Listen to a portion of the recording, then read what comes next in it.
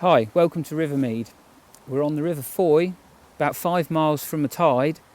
We're into November now, it's mid-November. This beat goes on, or the Fowey goes on till the 15th of December, so a great bit of winter late season salmon fishing. Quick talk about tackle, we'll run through this fairly quickly. This beat is fly and artificial lure only. So fly rod wise, 10 foot, 9 foot, 7/8 weight, 6 weight's a bit light, so stick with a 7/8 weight. Spinning rods, big heavy water, 8 to sort of 10 foot. Low water, 7 foot's fine. Line wise on your spinning rods, if you're using braid, 30-pound braid, anything between 10 and 20 pound monofilament. Just make sure on big heavy water you're using the appropriate line. Line wise on our fly lines, I've got a sink tip on here, so a floating line, intermediate and a sink tip will do you fine. Flies, we've got sort of standard selection here of doubles in various shapes and sizes. Some tube flies. When we're on big water here, these flies are very small and you'd have to have very heavy density lines to keep them down. So on very big heavy water, we've got some nice big heavy tungsten and copper tubes. This time of year, if there's a lot of leaf fall, stick with something that's a different colour than the leaves if you're not being very productive. Set of shades, polarised, ultra clear river, so you can spot up fish here. So they are essential. This time of year, if you've got an overcast day, amber lens, great. Your lures, a very popular lure nowadays is your flying sea. Red's a pretty good autumn colour. I don't like the big trebles on the back of them, especially if we're going to practice catch and release. There is a big chance of deep hooking a fish, and also the size of that treble is whopping. So what I like to do, take a set of side snips, snip off 2 of the hooks, take your forceps, debarb it, and we've got a nice safe lure if we're practicing catch and release. Okay, a little bit of a demonstration about why just having one hook is good. A salmon comes up, takes the lure, turns on it, pulls, and I've hooked the fish right in the side of the mouth.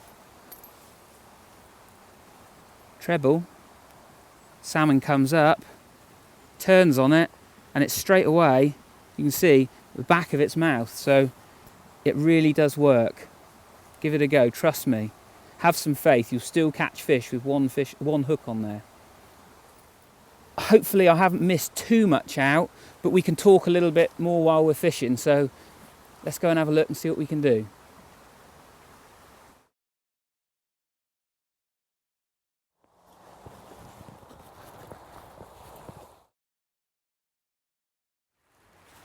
Now this pool here, the obvious route in is where it's marked and there's a little path going down in. We've got low water, so the salmon are going to be in this seam. Sort of, you can see a little bit of white water off that top rock. They're going to be sort of just below there and all the way back. We've got its back head in here, so they'll be in that seam. There's like nice deep depression in through there. So that's where the salmon are going to be. So if I walk down the path, I'm on top of them. So I'm going to sneak in where the ferns are here, and there's another ash tree there. I'm just going to sneak in there because this is key, keeping a low profile, keeping out the view of the salmon. So I'll get in here and we'll fish down here and see how we get on. You can see I've only got a very small amount of fly line out. The actual dark part of this fly line is 15 foot long, so I've only got probably 17, 18 feet of line out total. When this fly comes back in towards that back eddy, just work it, don't let it die, because if a salmon does follow it, as soon as it does die, they're going to lose that sort of aggression of chasing it off. So we want to keep a bit of pace on it, and that hopefully is what will stimulate a salmon into grabbing your fly.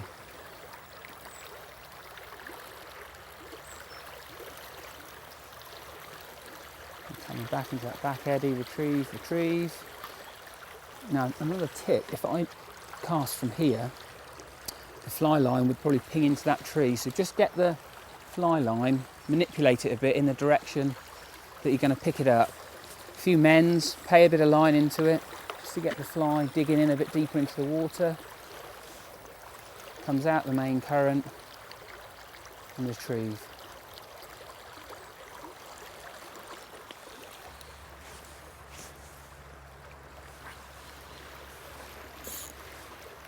I'll call that a last cast in this pool, and we'll have a go a little bit further down. Keep your leaders fairly short down here if you're using a heavy fly. If you've got a big old 10-foot leader, it's going to be very difficult, especially with a brass tube. You end up with it sort of jumping up into the air on your cast and catching the branches. So keep the leader sort of 4 to 6 foot long. Okay, well let's get down to the next pool.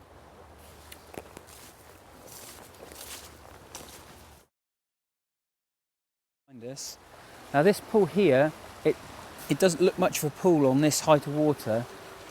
There possibly could be a salmon in there, but it is a bit low. But we'll give it a go through. On high water, it'll be coming sort of across the first part of this rock. Be a bit careful if you're wading in there when it's deep, getting onto this rock. Although it's got a bit of moss now, which gives you a bit of grip. Once there's been a few spates come through in the winter, it does get a bit shiny. And you can see there with the white water and that seam coming down, with a bit more water, you get a salmon on the edge of there, and then back towards the tree with the ivy on it. So we'll get in there and give it a few flicks, but I'm not expecting miracles out of this pool today, but well worth it with a bit more water.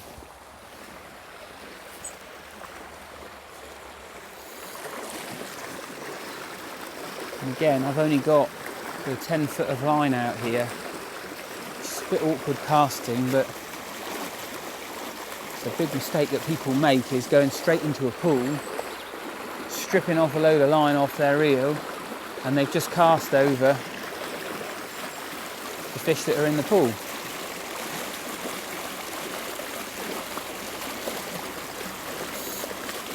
Same thing again, just as the fly comes out of that fast water, keep it alive with a nice steady retrieve.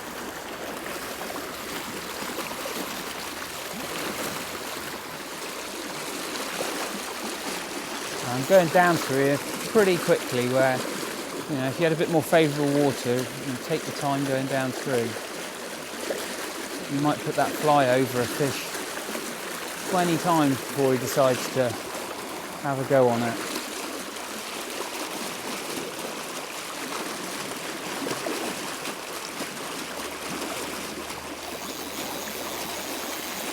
Well, that'll do in here. I don't think there's a lot in here. The bottom end of this beat on this water is where you're more likely to encounter a salmon.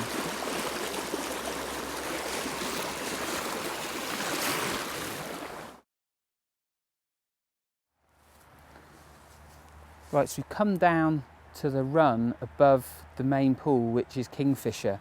This run is sort of, it's more of a glide, but some really great depressions in it. It's not to be overlooked. Great chance of catching salmon through here, and it's about 150, 175 yards long. So I'm going to get in here on this height of water. I'm going to quietly get myself in and work my way down. I'm going to probably come out where the alders are here if I can, or I'll have to wade back up, and the rest of it I'm going to fish from the bank. But again, it's very clear. You might have to kneel down to keep out the way of fish. So I'll start in here and see how we get on. If the river's up, don't wade in here. You know, if you've got another foot of water here and you get in, it's really swift down through here. So just fish off the bank.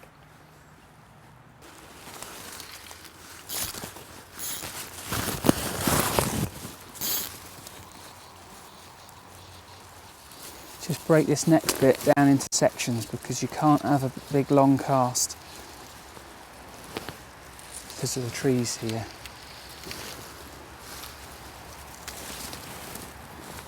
Okay, right, I've been down through here with the fly. We've seen a couple of fish. Now I'm going to go down through it with a spinner. Got Flying C, single hook on it, debarbed, red, good autumn colour. This is quite heavy, it's about 20-25 grams, which is quite good if you dig into that fast water. So I'm going to quickly go down through this run and then I'll come out and we'll go and fish the main pool. With a blade on this spinning, if we just fished it straight downstream, we'd have a horrendous amount of resistance with the blade spinning in the fast water. So you want to fish slightly upstream, let it swing across, and that also lets you get to the desired depth. With a spinning rod you can really cover some water, which if you are going to spin and fly fish, I'd definitely go down through it first with your fly, because Rivermead isn't a massive stretch of water. You want to get the best out of it with your fly before you resort to having a go with the spinner. You know, I've already walked down here with my fly rod, where ideally, if you were being very stealthy with your spinning rod, you could afford to be up on the bank getting a little bit of cover. Right, we'll go down through the bottom of the pool with the fly now. So here we are in the middle of Kingfisher. We fished down through the run, and now we're going to fish this middle section, and then we'll come out, go round the trees, and then fish the tail. It's a real nice shelf, about 4 or 5 foot off the bank here, and it drops away really deep. Although you can still see the bottom, it is about 5-6 foot deep in there.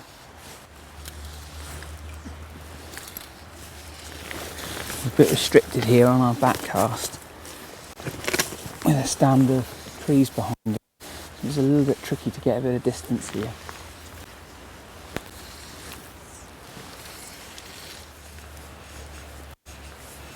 Real nice bit of depth out there now.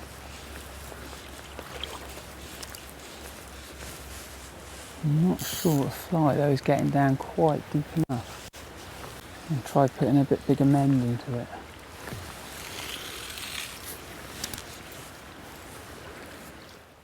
We've come to the end of our day at Rivermead. We've had a great time. We've seen a few salmon. We haven't managed to catch a salmon, but it's been fantastic to be out on this great autumn day.